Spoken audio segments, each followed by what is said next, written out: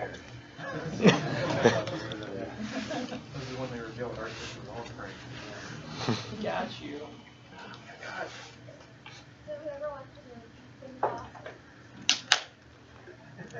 We're all set. Yeah, we're set. So Yeah. anytime anyone set. Yeah, I have a question about the Dooku. Okay. As founders of the Dooku and like masters of it, the Mummy came out with Tom Cruise. Yeah. Tom Cruise was also in Born with Guy, which starred, Kovic. Adam. Yeah. Therefore, is Adam part of the Dooku? Oh, that's a really good question. I just want to clarify something real quick. Yeah. We didn't found the Dooku. We're merely heralds of the Dooku. Not on the internet. You found it. The Silver Surfer did not found Galactus. All right. But he warns of his coming. Yeah. There's only 4 people in this room, but still half the people don't know what the hell we're talking about. Quick, show of hands, who saw the Mummy in theaters? Oh! Nobody? We did. Yeah, we all saw it. Like idiots. Yeah. We all saw it. Yeah. Wow. Like a ska band, there's just more people on stage. Yeah. Later, Funhaus. Was that the real question? Yeah, that was my legit real. I spent weeks on that question. Okay, yeah. I've never met Tom Cruise, even though he did once play my uncle in a film. I also don't talk to my uncle, because that's part of my family Well, on my you meet dad's Tom side. Cruise. What? No, I would love to meet Tom Cruise. I actually had concocted a plan in my college days that I would try to get a job for his production company by weaseling by saying, you played my uncle once in a movie. And he'd be like, how's your uncle? I'm like, I don't know, I don't talk to him. So that's how far that plan is. A funny answer for a funny question. Next.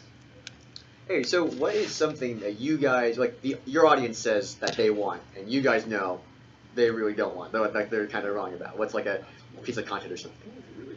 How do we know More that we're Sims? smarter than I think that's a really easy one. More Sims is that's a really good. There's a time when we know there's no meat left on a bone, but that meat was really good and worked really well. So with Sims in particular, we were running real dry. Except by virtue of these guys being geniuses, they were able to squeeze a lot of blood out of that stone. Also robots too. Yeah. And the back and forth of robots was fantastic, but yeah, we ran out of gimmicks, we ran out of material, we ran out of gameplay mechanics. Just everything was gone. So but yeah, fans were like, it was so good, do it again. We just had to make a call. Even if they're asking for it, we know it's not going to be great. So we just said no. It's like, if we don't care, you don't care. When we arrived at the airport for RTX, so someone came up to us and just said, like, when are you going to bring back Conductor, which is a reference to a character that we made up in an Inside Gaming video, which is a channel we no longer are. Right. And we were like, well, number one, that joke came about from a very obscure Japanese train building A-Train. that we've never referenced again really in anything. And two, I don't know how, either we'd have to go into it saying we're going to make Conductor jokes and then play a train game. I don't know how there's any way it would naturally happen, but it's still, he was like, oh, it was funny then, so why don't you do it again so I can laugh some more? But that's not really how it works ever. It happens a lot with one-offs. We'll see like one video does really well. Although I think we have an Avatar video coming out where Elise is a certain character. And if we make a part 2, Elise, have you thought about you might have to play that character again? Or maybe somebody else takes up the mantle. I saw some men's costumes on Amazon. Sometimes we're a victim of our own escalation. The way you win up a joke is by outdoing yourself. And when you're putting on an Avatar costume you bought on Amazon for $20, that can go to a place you don't want to go to very quickly. 25. I'm sorry. He's the one who bought it. I just watched. I think on a grand scale, we have these golden moments of improv, and people say, I want that again. So they just say, I want that moment again. So it's weird. You can't repeat that situation in time. You just make new ones. So we can't really message that to people because they don't really understand how that works. It's just kind of our job to keep creating those moments. Next question. What kind of backgrounds do you guys all have, other than where you are right now? I mean, do you guys have backgrounds in comedy, writing, stand-up, or anything like that? Or, you're saying improv, that sort of thing. I mean, is there anything that kind of got you to this point? Sure. I think, I don't have a background in any of this.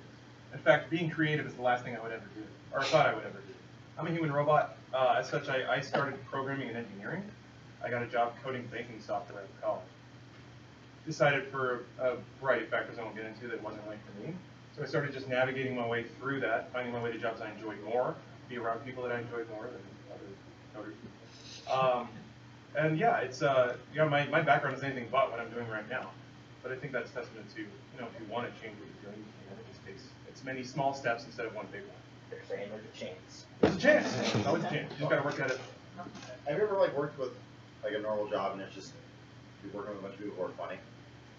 No one's filming anything. You guys just making jokes and making each other laugh. I think that's what we are. We just got very lucky. We happen to be in a place where we have a camera that records things. I don't think there's anything about us. None of us have been professionally trained, so to speak. It's we all get along. We all have similar interests. It is the encapsulation of lightning in the bottle.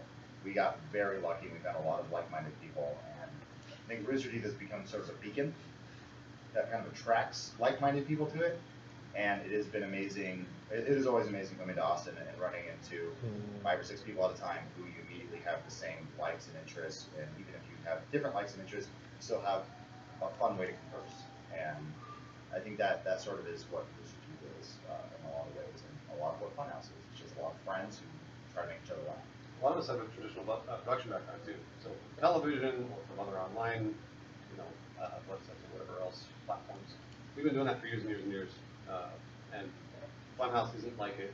People think of Funhaus as a YouTube channel, much like they think of PewDiePie or other YouTube channels where he's been doing that for years and years and years. And ours is totally different.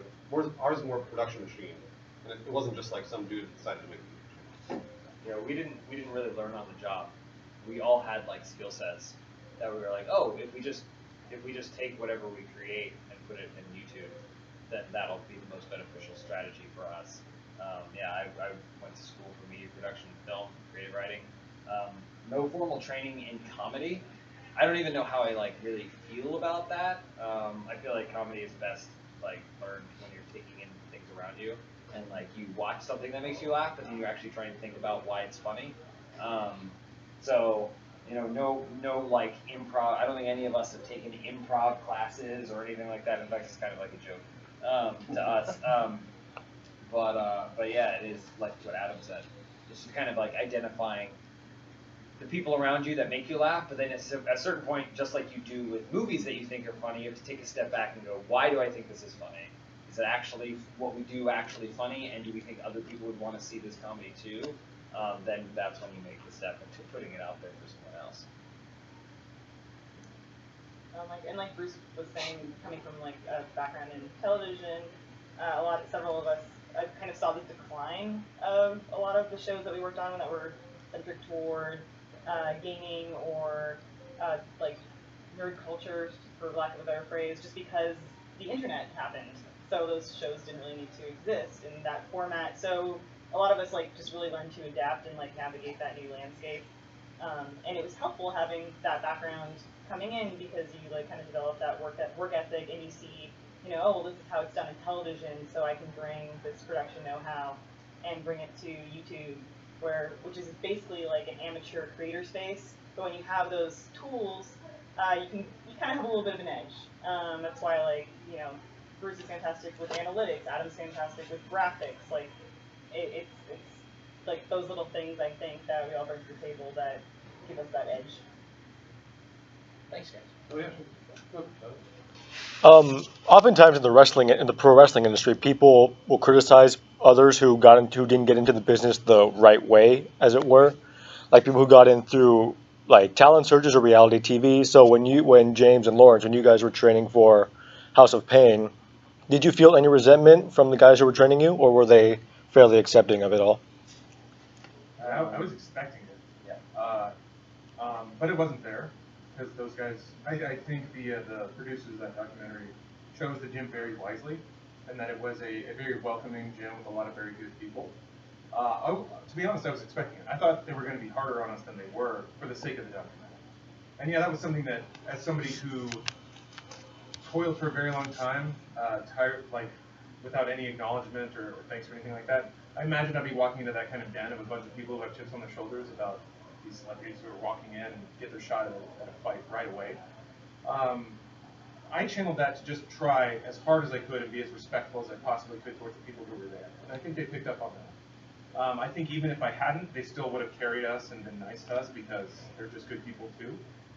But yeah, no, I expected that to happen, but I don't think it did. And I think that's owing to how kind and welcoming the Millennium Pro Wrestling team is. Yeah, I'd say that I've heard those same stories too about like wrestling horror stories, and so I was pretty worried. And like Lauren said, our main concern was like, be respectful. We understand that we are trespassers in your realm, but that's not the vibe we got at all. And kind of what I understood from them, from the trainers at the gym, is that that's not really how it is that much anymore. Like there are places you can go where it's like that, but wrestling is a sport that's a little bit more open to everyone.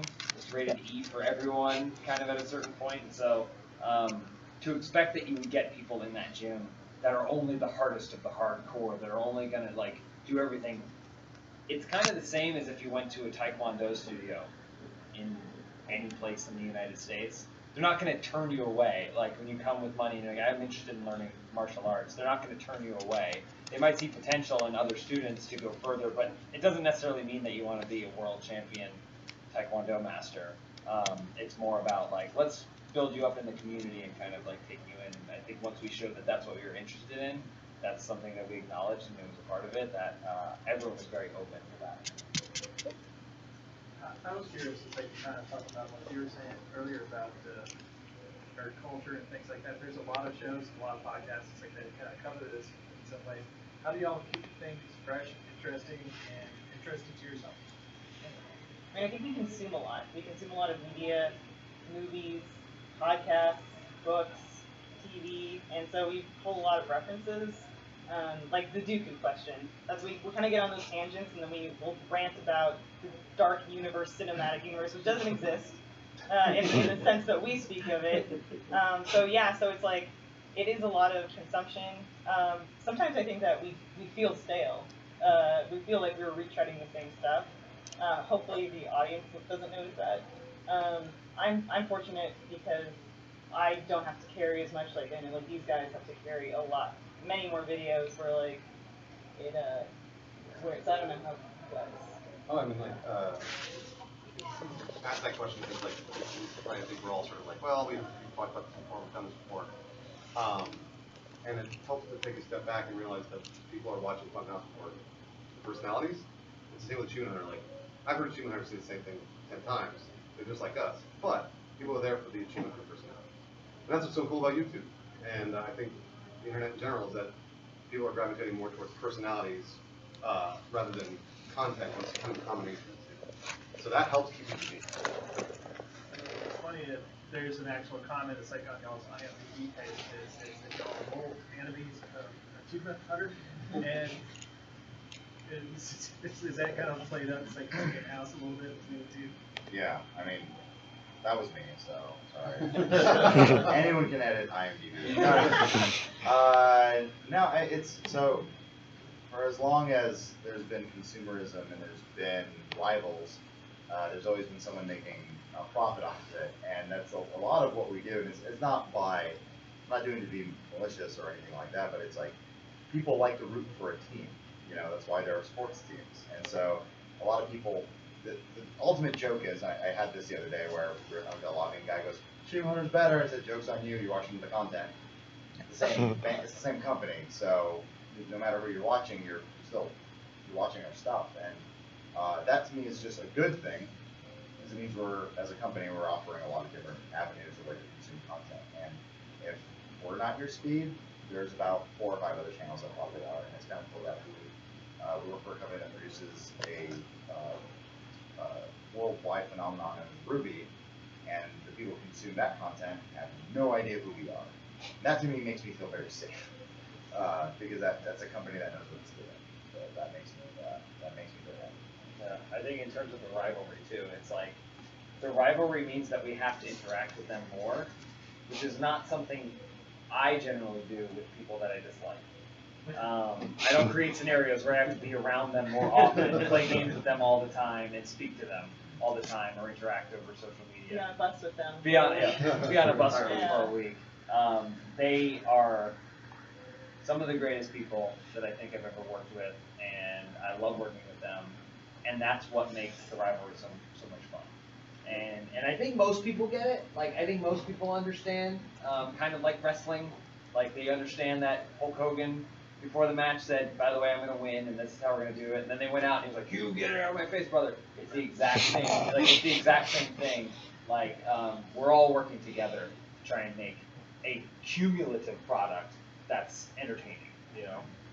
One of my favorite moments in that narrative was, so there are times when maybe the fandom doesn't understand, but I think we, and I don't want to sound too egotistical here, but I think we're pretty good at guiding that. So we remind people every so often on page, gaming videos.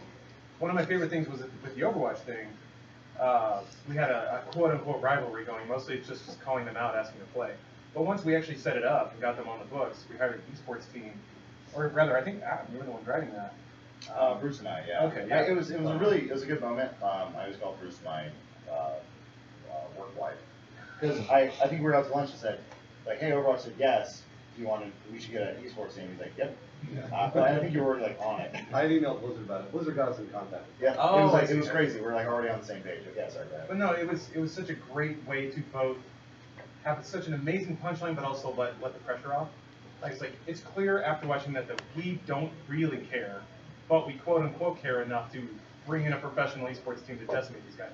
So it was a way of taking your own ego out of it, while at the same time providing a good punchline to the audience. And I think the people who were maybe getting a little too toxic about it knew that was their signal to back off a little bit. But it's all just fun. Yeah. All that being said, you five of them, bare knuckle boxing tournament. Who comes out on top? They got Jack. Yeah, they Yeah, have. we got you. That's true. I'm wily. She's Wiry. scrappy. Yeah, she's scrappy. I think we'd all pass out from exhaustion. Yeah, that's true. I mean, Are we fighting in Austin or LA? It's got to be neutral turf. Yeah. Vegas. Switzerland. I don't think any of us have a good cardio range. How dare you? How dare you? I think you're good at sprints, but I row. We might have better cardio first than Achievement Hunter, though, right? We gotta have better. I think overall, overall we're in way better shape than Achievement. Sure. It ended up being a suicide pact, though. Yeah. In there? I bet Gavin fights. Gavin definitely fights. Yeah. It'd be scrappy. I think it'd be messy. It'd be like a Civil War situation where it's like, I think maybe Bruce is the cap of our team. He'd be the last one up. I'm gonna guess like Jack could absorb damage. I feel like it'd come down to them, and it would be a slaughter. Yeah. It'd turn into a multi-movie series. But then Jeff we wouldn't would. even show up. No, we'd all hug each other after. Yeah. Speaking of movies, do you have a favorite cameo in a movie? All of the All Stanley cameos. Oh, yeah. in several movies, because that's not unbearable. I believe Bernie, and why him? I just saw there's a subreddit called Movie Details. Yeah. It's great. It's new. And it's awesome. And they just showed a Hot Fuzz one today, and there's a flashback to Simon Pegg's character got stabbed with a knife in the hand. It was Peter Jackson As the Santa Claus? as the Santa Claus stabbing him in the hand. And I was like, oh, that's cool. And then there was another one that was all the times Peter Jackson appeared in the Lord of the Rings films. He played 3 different characters in each film. And I was like, so, Peter Jackson is my favorite character in Lord of the Rings. James speaks for me. Okay. It would have been us in Laser King. Oh, yeah, that was cut. I ruined that. Sorry, Sorry. room 4. Mine's Brooke Shields in Muppet Take Manhattan. Okay. When the rats are bringing her food and then they see her and they get nervous. Wait, so Anyway. Brooke Shields the cameo or the rats? Brooke Shields! Oh. Next question. So, what do you feel as far as the whole Let's Play family, your niches, the kind of content, sorry, the type of content you guys actually bring and produce compared to the rest of the family? Without sounding, because I honestly do not want to sound superior, because I don't think we are. I think we're all sort of different flavors, but we have more of the like produced content. Like that's generally what we're going for. The kind of funny guys are fucking hilarious. Like Human Heart's fucking hilarious. Like Couch Op is amazing. Like these groups all have sort of their strengths, but I feel like that's what we do the best is the produced comedy of our videos, of the sight gags or the talking stockings or that sort of thing. That's our aim, and that's what we've done. That's our experience. So It's like a good combo of improv and editing. I've thought about it, and it's like, if you thought about like a channel, if Let's Play is NBC, Achievement Hunter feels like, that's like watching football. right? You're there for the long haul. You're following the whole season. You know, there's a whole long-term investment in it. We are like sitcoms, like Friends or something like that. Like it's an up-produced show. The jokes are a little bit more punctuated and stuff like that.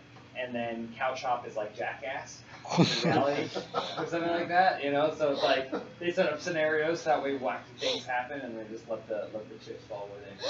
So it's like weird, different flavors. So it's all part of entertainment. It's all television, but it's different ways to couch it, I guess. I was actually like talking about this with Jack today, funnily enough, and because we were talking about like Sugar Pine 7, they're sort of new to Let's Play, and how they're kind of a really like weird, super absurd, you know, brand of like millennial humor almost. That sounds like snobby to say, it's fun. And then, you know, Jack was saying like, oh well, Funhaus and Achievement Hunter, in his opinion, are kind of the most similar.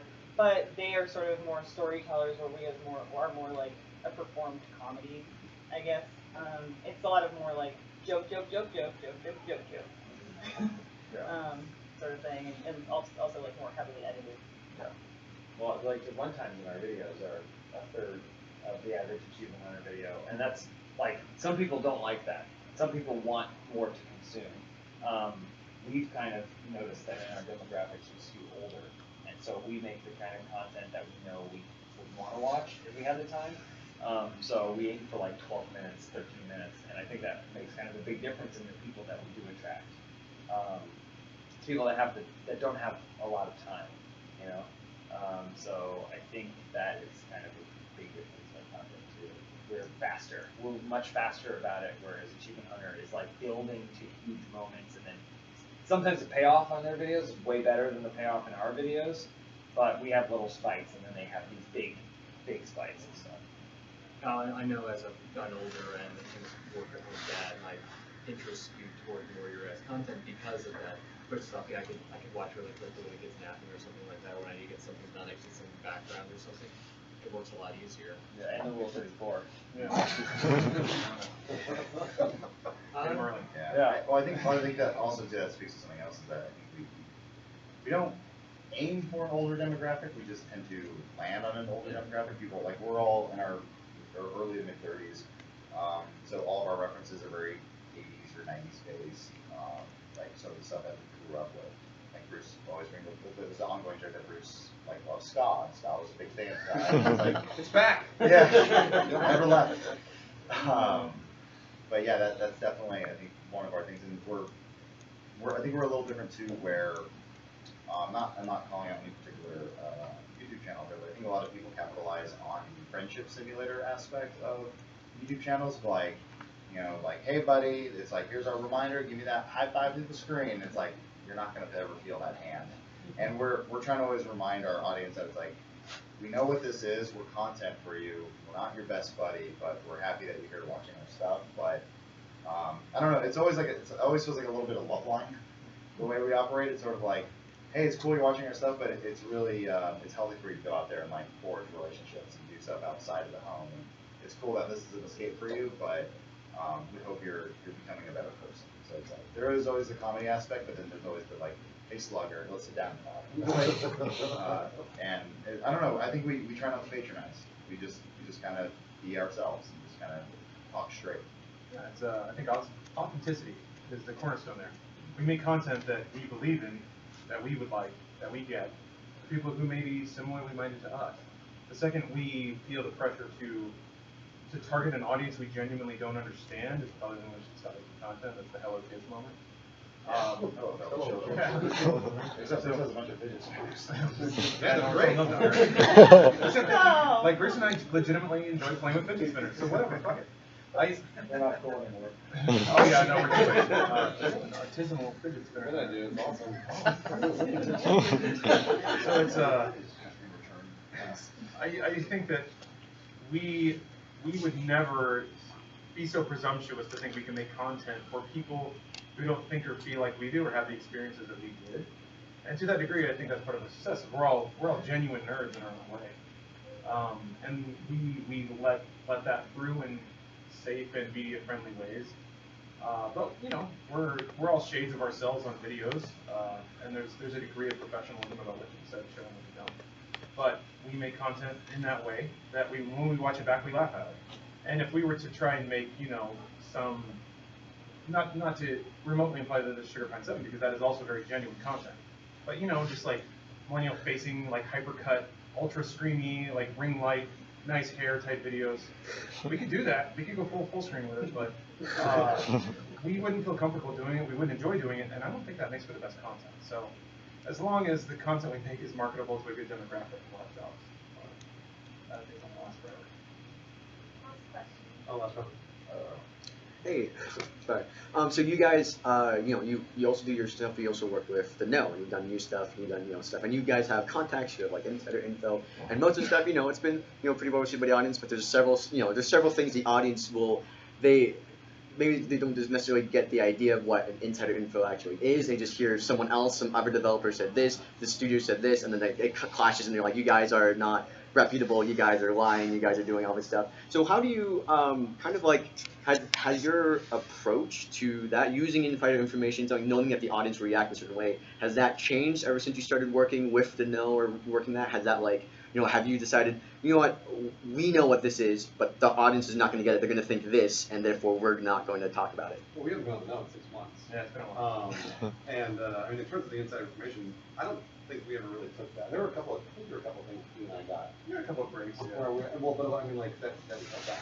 Oh yeah. That we were sort of like, this isn't like, typically wasn't very good news. It was just sort of like whatever. But I mean, in terms of holding it back because the audience was no, I like to respect the audience and say no. We'll show it to them in the way they can understand it, and they'll get it because they're smart. That's the way I've always looked at it. I don't know what you do. No, absolutely. You're right. There is perhaps even stronger on the internet, the predilection of human beings to hate and immediately shield up against things they don't want to hear. And sometimes when it comes to gaming, which for some absurd reason, we live in a world where people treat games as religiously as yeah, sometimes you got to break something like, Half-Life 3 is just not going to happen. But there is an art to telling people something they don't want to hear in a way in which they'll actually listen, or the smart people. Smart is a weird word to say. The tolerant will listen. And I think that's a tone that we struck really well when we were doing gaming news. Part of that is just being in the internet. I don't know why, but it's that scene from Taxi Driver De Niro, like holding his fist over the flames. You got to feel that fire sometimes to know how the saucier parts of the internet think and how they react to things. And that means if you know how somebody's going to react to something, you can cut them off. So if somebody's going to, when I was writing scripts, I could hear the internet buzzing in my ear while I was writing. So I'd write something and I'd be like, oh, somebody's going to call that out. So immediately I would support it with facts or information. I would, especially in the Half-Life 3 server, there's a lot of indicators. Like, we don't want to say this, but here's what it is. Lo and behold, all the writers left Valve. So, you know what? That guy from Valve Time can keep hollering at Half-Life 3. Right. None of us, it's a weird thing, none of us, we didn't want to prove it right with a story like Half-Life 3 isn't happening. None of us we don't gain joy in this sort of stuff when it's like, we want this game as much as you do. And we were just kind of put in this awkward situation where someone said, hey, here's the story, do you want it? I'm like, okay, we spent what, a month on that? It was about a week. So we had the info. Yeah, from when we got the break to when we. Okay. Felt like forever. Yeah, no, it did. There were a lot of revisions on the script. I did a shitload of research to back everything up. So like, it was never, so it's funny, we reported on that a year ago? More than that? And then, fast forward to today where there are no more writers at Valve, and not a single one of us is like, ha, told you so. It's like, we don't want to be right crap. still. Yeah, it's more of like, sucks. told you so. Like, it sucks. Like, Valve is not the company it was in 2007. Not that, I mean, they're doing fine, but it's a thing that a lot of people want that at this point. Personally, I'm like, just make it yourselves as like fans. Valve seems to support that, but that's time too. Yeah, I think it's look on another iteration. And pray. Like there are people holding that torch. It's just, there'll never be a Half-Life 2 again, like a moment like that. Which is a bummer, but there are other moments. Well, the other question too is like validating sources. When is that sort of going to be like, well, tell us who said it? Right. That person might be. Apparently, do absolutely. Yeah. Well, that's the thing, and this is something that even goes out of games media, and a lot of people have written articles to this effect, but there is a weird crisis about how people perceive journalism right now anyway. There are rules to journalism, and those rules are there to separate a writer or an outlet's unknown biases from the way they report. No one knows that. People think, and in a way, games journalism didn't help with this, because it's called games journalism, and most of it isn't, is that there is a practice and there are rules, and it's a craft that has to be learned and taught. But some dude really liked Zelda, so he started writing on a blog, and then he called himself a journalist. So in that way, the term got diluted, and now people are throwing loads of crap at actual trained journalistic outlets for doing their jobs and obeying the rules, when everyone else thinks it's just a melee. Like, I can say whatever I want, truth is subjective and stuff. So the thing that I always tried to do was enforce those standards on the reporting that we did. So protecting anonymous sources is one of them. Like verifying with 2 anonymous sources that say the same, like 2 anonymous disconnected sources. There's a lot of stuff that goes into that I think by virtue of our reporting, we never got found out or like gotcha. Like, there was never an H3 moment with us because we obeyed the rules. It's a kind of a personal bummer of mine to see that word lose meaning in journalism. Thank you so much for coming. Thank you guys. Yeah, Thank thank you you. very much. Yep.